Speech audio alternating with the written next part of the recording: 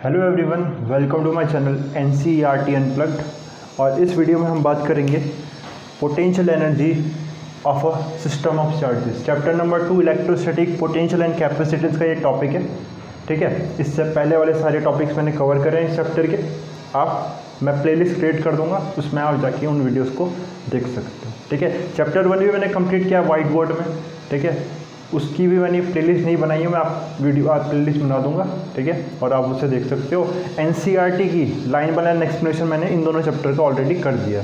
Okay, English में भी second chapter का तो इंग्लिश में भी मैंने एक्सप्लेनेशन कर दिया। ओके, चैप्टर नंबर 2 का अगर देखोगे तो आई थिंक स्टार्टिंग में कुछ वीडियोस नहीं मिलेगी आपको। ठीक है, तो उसको मुझे फिर से बनाना है। कुछ उसमें से थोड़ा सा वो क्वालिटी ख़राब हो गई थी उसकी, तो उसको मैंने रिमूव किया। ठीक है, तो मैं उसको फिर से बना दूंगा। ठीक है, नहीं तो आप इंग्लिश में देख सकते हो। इंग्लिश में complete NCERT line by line explanation है, वाइट बोर्ड की आपको मिल जाएगी। ठीक है, प्लेलिस्ट में देखो। तो स्टार्ट करते हैं इसे। तो हमें क्या पढ़ना है? Electrostatic potential energy of a system. क्या होता है इलेक्ट्रोस्टैटिक पोटेंशियल एनर्जी? आपको पता है ना पोटेंशियल एनर्जी क्या होता है? जैसे कि एग्जाम्पल मैं दूँ, बहुत बेसिक सा एग्जाम्पल है। ग्रेविटेशनल पोटेंशियल एनर्जी से रिलेट करेंगे, क्योंकि आप क्लास 11 में उसको पढ़ चुके हो और पहले से आप उससे बहुत फैमिलियर हो। एक ऑब्जेक्ट है, ये देखो मार्कर है, इसको मैंने क्या किया, इस पॉइंट से उठा के, इस पोजीशन से उठा के यहाँ रख दिया। इस पोजीशन से A पोजीशन से उठा के B पोजीशन तक रख दिया। तो मुझे वर्क करना पड़ा? तो आंसर है बिल्कुल करना पड़ा। किसके अगेंस्ट करना पड़ा?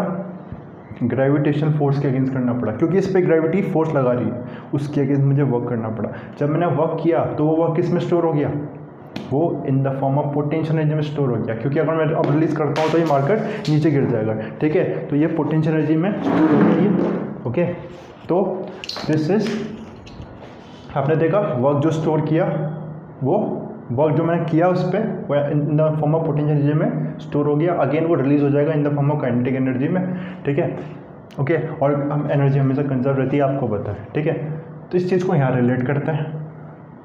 अब देखो चार्जेस है, जैसे कि एक सिस्टम में चार्ज का Q1 और Q2 दो चार्जेस है R डिस्टेंस पे है। ये चार्जेस को जब मैं सिस्टम बनाया, इनको पास लेके आया, तो क्या करना पड़ा होगा? वर्क करना पड़ा होगा। किसके अगेंस्ट? रिपल्शन के अगेंस्ट। एक दूसरे को रिपेल करेंगे ना, इनको पास लाने के लिए वर्क करना पड़ा मुझे, और वही वर्क क्या हो जाएगा? इस सिस्टम ऑफ चार्जेस का पोटेंशियल एनर्जी हो जाएगी। ठीक है, तो पोटेंशियल एनर्जी की डेफिनेशन क्या हो जाएगी इलेक्ट्रिक पोटेंशियल एनर्जी की? Electric potential energy of a system of charge is the work that has been done in bringing those charges from infinity से उन चार्जेस को पास लाने में, क्लोज लाने में, टू फॉर्म द सिस्टम। ये उसकी पोटेंशियल एनर्जी हो जाएगी। आई होप ये बात क्लियर हो गई होगी। ठीक है, तो अब करते हैं। अब हम दो चार्जेस से नहीं, कितने भी नंबर ऑफ चार्ज का सिस्टम बना सकते हैं और उसकी पोटेंशियल एनर्जी हमें फाइंड आउट कर सकते हैं। ठीक है, हम दो चार्जेस स्टार्ट करेंगे Q1 और Q2। ओके, दो चार्जेस Q1 एंड Q2। ये क्या किया मैंने, देखो सपोज R डिस्टेंस पे इसकी पोटेंशियल एनर्जी निकालनी, कितनी पोटेंशियल एनर्जी होगी इसकी, इस सिस्टम की। ठीक है, तो स्टार्ट क्या करेंगे हम? सबसे पहले क्या करता हूँ मैं, चार्ज को एक एक करके लेके आएंगे। पहले चार्ज को मैं इन्फिनिटी से लेके आया इस पॉइंट पे, सपोज इस पॉइंट पे ले गया, इस पोजीशन पे, इसकी कोई ओरिजिन लेके मान सकते हैं, इसकी पोजीशन R1 पोजीशन वेक्टर है इसका। ठीक है, तो इसकी इन्फिनिटी से इस पॉइंट पे लेके आया, ए पॉइंट पे इस चार्ज Q1 चार्ज को स्पेस में कितना वर्क करना पड़ा? आंसर है कोई वर्क नहीं करना पड़ा। क्यों नहीं करना पड़ा कोई वर्क? क्या जब स्पेस में लेके आया इस चार्ज को, कोई दूसरा चार्ज था यहाँ पर, या दूसरा कोई फोर्स लग रहा था इस पर? कोई किसी के अगेंस्ट मैंने फोर्स वर्क किया, किसी फोर्स के अगेंस्ट, जैसे कि इसमें ग्रेविटी के अगेंस्ट फोर्स वर्क किया था ना। यहाँ तो कोई चार्ज ही नहीं है जिसके अगेंस्ट मैं वर्क करूँगा, कोई इलेक्ट्रिक फील्ड भी नहीं है। ठीक है, स्पेस में तो कोई वर्क नहीं करना पड़ा। ठीक है, ऐसा बोल सकता हूँ क्योंकि यहाँ पर कोई चार्ज नहीं था, कोई इलेक्ट्रिक फील्ड नहीं थी, कहीं कोई इलेक्ट्रिक फील्ड, चार्ज भी नहीं था और इलेक्ट्रिक फील्ड भी नहीं थी कोई, तो यहाँ पर पोटेंशियल कितना था? जीरो पोटेंशियल था। कोई इलेक्ट्रिक फील्ड नहीं है तो पोटेंशियल कहाँ से होगा? जीरो पोटेंशियल होगा। ओके, और जीरो पोटेंशियल था तो वर्क कितना करना पड़ेगा इस चार्ज को लाने के लिए?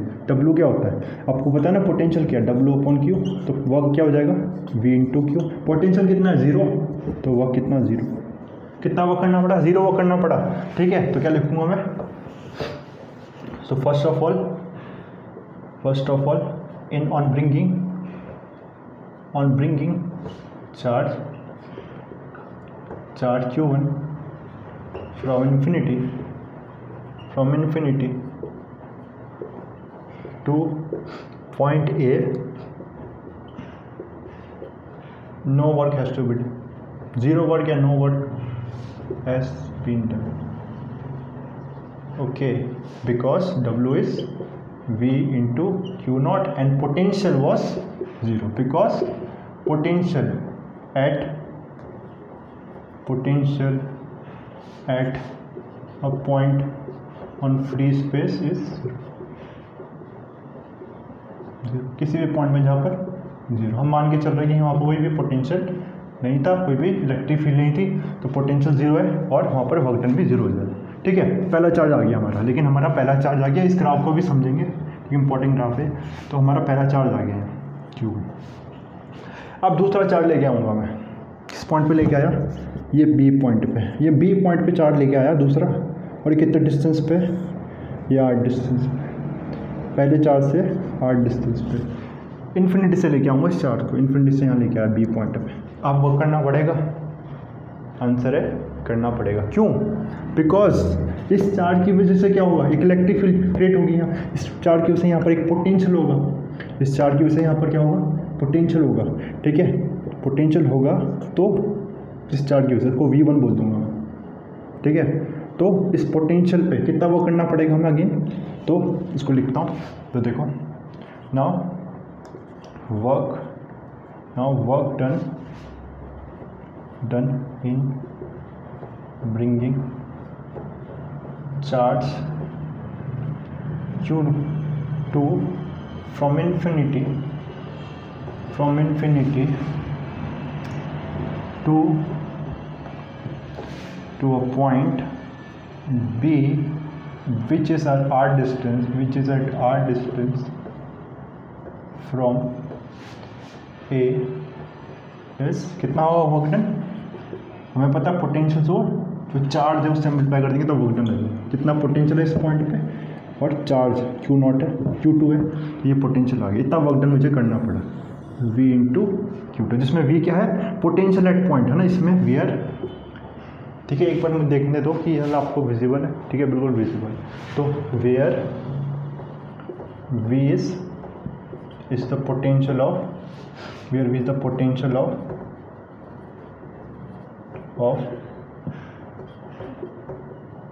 पॉइंट, पोटेंशियल किसका होता है, पॉइंट का होता है पोटेंशियल, ध्यान रखना, ठीक है, मैं पहले पे एक्सप्लेन कर चुका हूँ, एट B ड्यू टू, ठीक है, Q1 की वजह से B पे कितना पॉइंट, B पे कितना पोटेंशियल, B पे इतना, और ये वर्क डन आ गया, ये वर्क डन आ गया।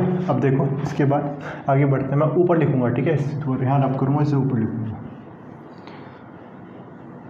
अब देखो तो W कितना आ गया, W1 0 है, इसको W2 ले, W कितना है 2, V इंटू DQ, ये आ गया। V कितना था, V की वैल्यू देखोगे, V की वैल्यू देखते हैं ना, पोटेंशियल कितना होगा, एक पॉइंट चार्ज की वजह से पोटेंशियल कितना होता है, 8 डिस्टेंस, हम देख चुके हैं पहले, कितना होता है 1/4πε0 Q/r, ये पहले देख चुके, ठीक है। इसके बाद इक्वेशन नंबर, इसको 2 ले लेते हैं, ये 1 है, ये 2 है, यही 2 है, और ये 3 को 2 में पुट कर दोगे, 3 को 2 में पुट कर दोगे, पुट 3 इंटू, ओके, तो V क्या आ जाएगा, सर W2 क्या आ जाएगा, V की वैल्यू पुट करिए तो 1/4πε0 Q/r, ठीक है। चार्ज क्या है हमारा, पहला वाला Q1 है, पहला वाला चार्ज Q1 है, ये Q1 Q2/r, तो ये वर्क डन आ गया, इतना वर्क डन है। टोटल वर्क डन कितना है, पहले में तो कोई वर्क ही नहीं किया था, 0 था, तो टोटल वर्क डन इज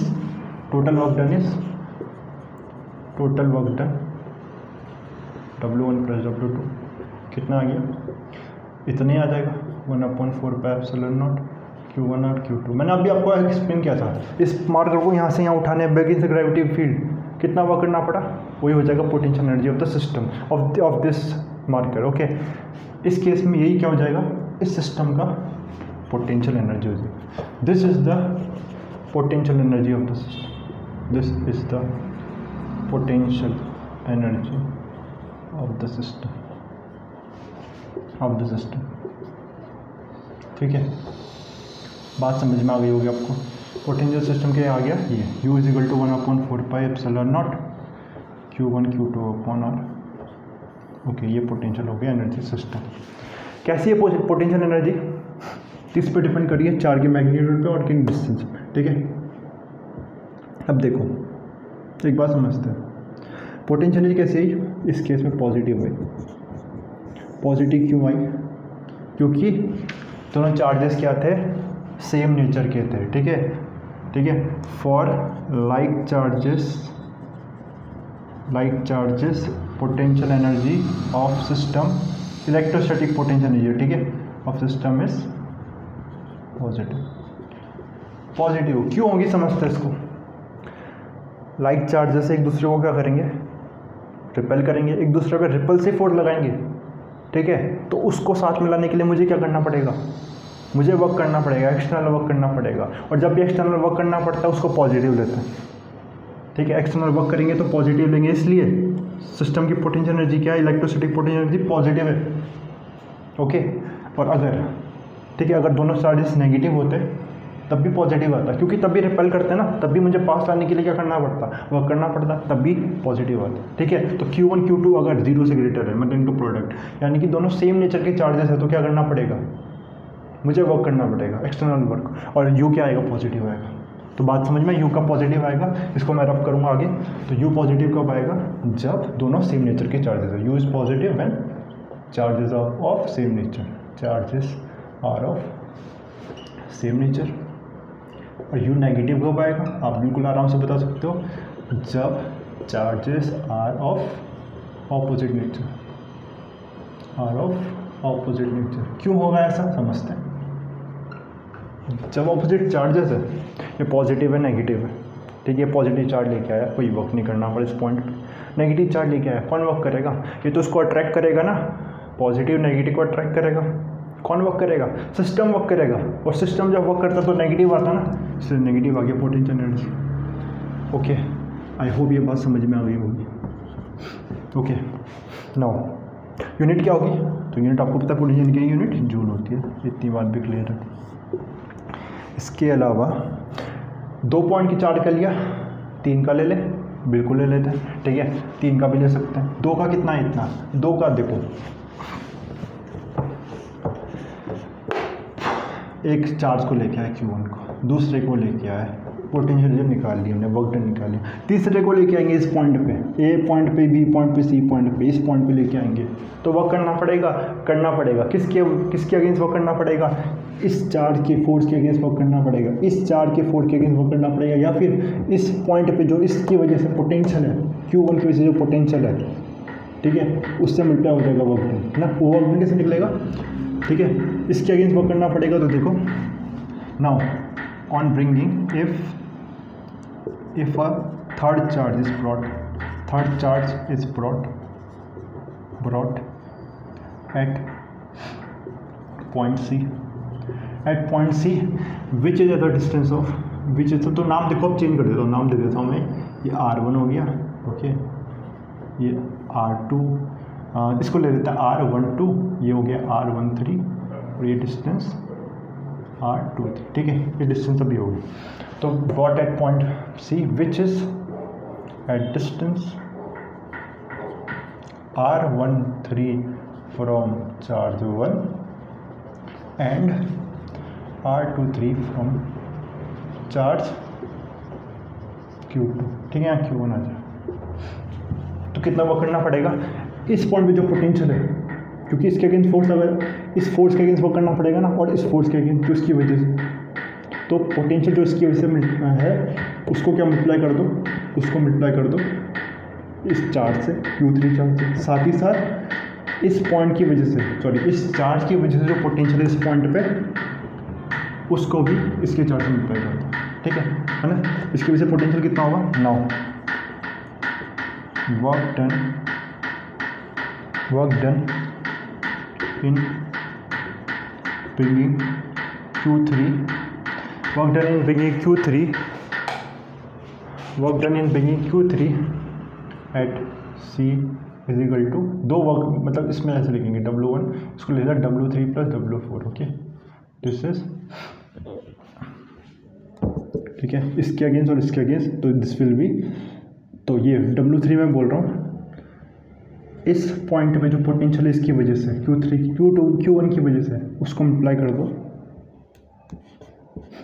पहले चार्ज की वजह से पोटेंशियल, उसको चार्ज से मल्टीप्लाई कर दो, पोटेंशियल एनर्जी ये होती है, वर्क डन ये होता है, सॉरी, ठीक है, और इसकी वजह से पोटेंशियल कितना है यहाँ पर V2 है, उसको भी Q3 से मल्टीप्लाई कर दो, क्योंकि वर्क डन क्या है, पोटेंशियल इनटू चार्ज, ठीक है, दोनों के अगेंस्ट से हमें फोर्स लगाना पड़ेगा, ठीक है, तो वर्क कितना करना पड़ेगा दोनों के पोटेंशियल के अगेंस्ट, ठीक है। नाउ और ये V1 और V2 की वैल्यू हम बिल्कुल निकाल सकते हो, तो क्या आ जाएगा, मैं डायरेक्टली कर रहा हूँ इसमें 1/4πε0 Q1, क्योंकि Q1 की वजह से अपॉन R12, ये R3, ठीक है, और Q3, और यहाँ पर 1/4πε0 Q2, क्योंकि V2 किसकी वजह से, Q2 की वजह से, अपॉन R23 Q3, ठीक है।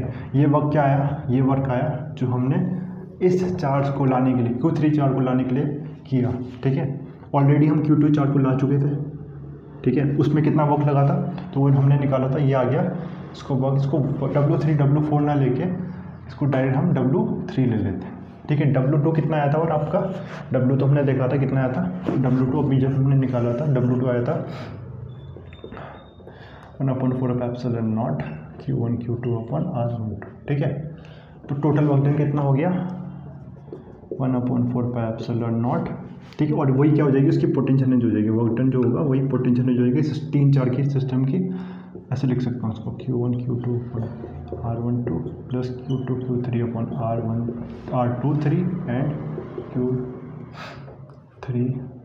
Q1 Q3 अपॉन R13, ठीक है, n नंबर चार्जेस इस तरह से लिख सकते हैं, ठीक है। आई होप इतनी बात समझ में आ गई होगी, ऐसे ही हम n नंबर चार्ज के लिख सकते हैं।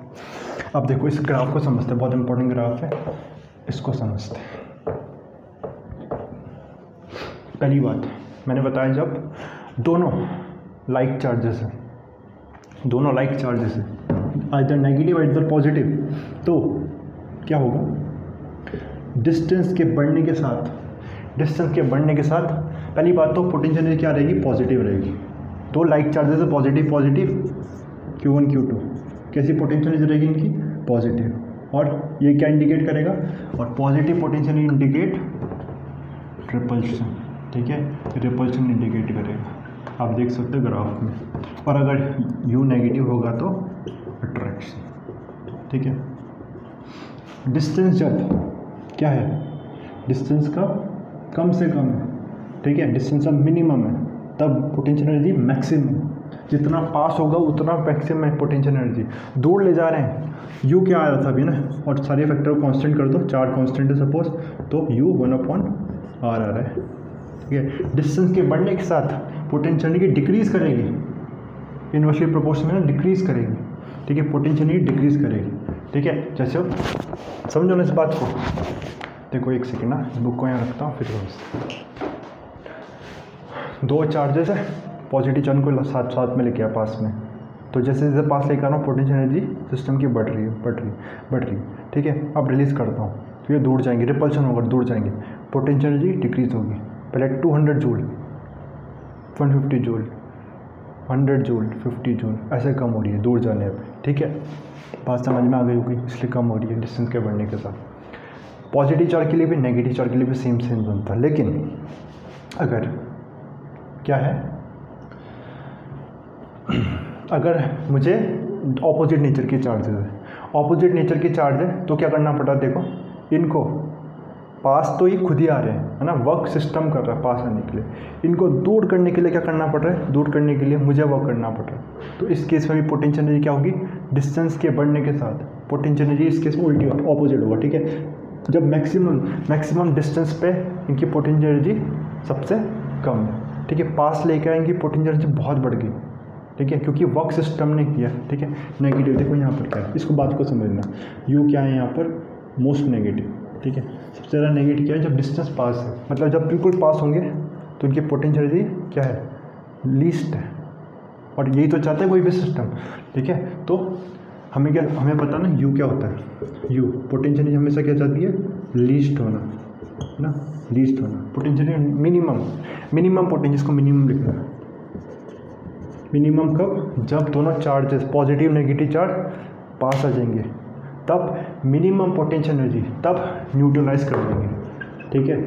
तो चार्जेस क्या चाहते हैं, पॉजिटिव नेगेटिव चार्ज एक दूसरे पर फोर्स ही क्यों लगाते हैं, ताकि न्यूट्रलाइज कर सके। इस स्टेट में इनकी मिनिमम पोटेंशियल एनर्जी होगी, मिनिमम। इससे दूर ले जाऊंगा तो नेगेटिव क्या होगा, नेगेटिव यहाँ पर, ठीक है, -200 सपोज, -200, ठीक है। अब कितना, -100, -50, -20, ठीक है। तो क्या हो रहा है, तो पोटेंशियल क्या हो रही है, वैल्यू बढ़ रही है ना इस केस में। डिस्टेंस के बढ़ने के साथ पोटेंशियल एनर्जी की वैल्यू बढ़ रही है, इस केस में पोटेंशियल की वैल्यू बढ़ रही है, ठीक है। यहाँ पर minimum negative, most negative. I hope ये बात आपको समझ में आई होगी, ठीक है। इसके बाद देखो, इसके बाद भी और कुछ पॉइंट्स है जो समझेंगे, ये इंपॉर्टेंट पॉइंट था, ठीक है। इसके बाद सारे पॉइंट मैंने डिस्कस कर दिए, रिपल्शन कब होगा, है ना। और नेट फोर्स निकालना है, ठीक है। फोर्स निकालना, तो फोर्स क्या हो जाएगा, -du/du/dr हो जाएगा, ठीक है। जैसे कि हमने इलेक्ट्रिक फील्ड और पोटेंशियल का रिलेशन निकाला ना, कुछ उस तरह से, ठीक है, वैसे हो जाएगा ये भी।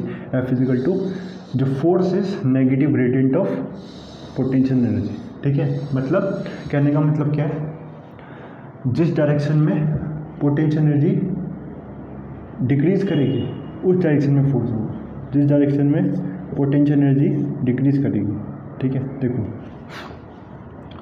क्या हो रहा है, जो चार्जेस ये दूर जा रहा है ना, ऐसे दूर जा रहा है, इधर पॉजिटिव चार्ज दूर जा रहा है, तो पोटेंशियल एनर्जी क्या हो रही है, अब डिक्रीज कर रही है। अभी मैंने बताया, जब पास तो पोटेंशियल एनर्जी कम है, ठीक है, जा रहा है, जब दूर जा रहा है तो पोटेंशियल एनर्जी बढ़ेगी, ओके, सॉरी कम होगी। पास है तो पोटेंशियल मैक्सिमम है, और जब दूर जा रहे हैं तो कम हो रही है। यह है पोटेंशियल एनर्जी डिक्रीज होने की direction, gradient of potential energy. और फोर्स की डायरेक्शन क्या है, इसी डायरेक्शन में। जिस डायरेक्शन में पोटेंशियल एनर्जी डिक्रीज हो रही है उसी डायरेक्शन में फोर्स एक्सर्ट हो रहा है। आई होप ये बात समझ लेते हैं। F is negative gradient of potential energy, ठीक है। तो फोर्स भी कैलकुलेट कर सकते हैं किसी पॉइंट में, ठीक है। डिफ्रेंशिएट कर देंगे उस पॉइंट पोटेंशियल एनर्जी को, ठीक है, तो हमें फोर्स कैलकुलेट हो जाएगा with a negative sign of course, ठीक है। तो मैंने वो चीज़ बताई, पोटेंशियल मिनिमम होगी, मिनिमम में रहना चाहता है ताकि यह स्टेबल हो सके, इसलिए नेगेटिव सबसे ज़्यादा यहाँ पर, ठीक है। पोटेंशियल एनर्जी कम से कम होना चाहता है, ओके। इसके बाद, ठीक है, तो ये सारे पॉइंट थे जो मैंने इसमें आपको डिस्कस करे, ओके। आगे फिर इक्विपोटेंशियल सरफेस है, उसको मैं नेक्स्ट वीडियो में बताऊँगा, ठीक है। अगर आपको ये वीडियो समझ में आई तो आप प्लीज़ लाइक कर देना, ठीक है। सब्सक्राइब करना चैनल को, कि कोई भी फीडबैक होता है आप बताना कमेंट सेक्शन में, ठीक है। शेयर करना अपने फ्रेंड्स और के साथ जिनको अगर ये टॉपिक आपको लगता है कि इससे हेल्प मिलेगी, ठीक है। और थैंक्स फॉर वॉचिंग।